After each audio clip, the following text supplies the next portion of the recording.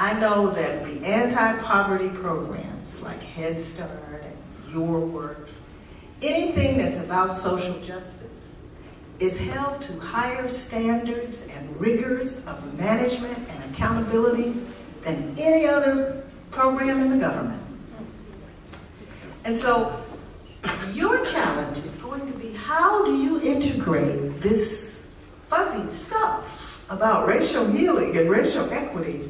How do you integrate it into your existing paradigm of performance accountability and results-oriented management? How do you fit this into that cycle of needs assessment and planning and implementation and evaluation that you're held to be responsible for? I think you call it your Roma model, right? Quickly, I'll tell you this, you can do it. Your needs assessment can reflect the diverse voices. It can reflect the unique racial history of every county in America, because every county in America has a racial history. Your implementation strategy can reflect an intention to bring diverse voices and listen to the voices of the people. You can even build in the stress paradigm into your indicators of progress. You can build network mapping into your indicators of progress.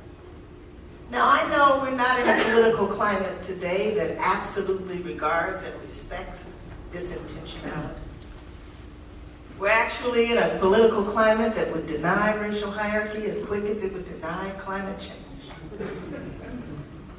But this too will pass. You gotta take the long view and understand that America, this land that we love, and I don't know how many of you have traveled internationally, but the last time I traveled extensively internationally, when my plane landed in San Francisco, I kissed the ground. I was so glad to be home. We're not perfect, but the idea of America, I believe, has some seeds of perfection in it. That all are created equal as an aspirational statement. That all have the right to life, liberty, and the pursuit of happiness as an aspirational statement. That we all have voice and the right to vote. That we are so diverse. All of this holds within it the promise of the evolution of humanity. And I invite each and every one of you to be at the forefront of moving us forward to the realization. I used to say to young people, I know we're not going to get there in my lifetime.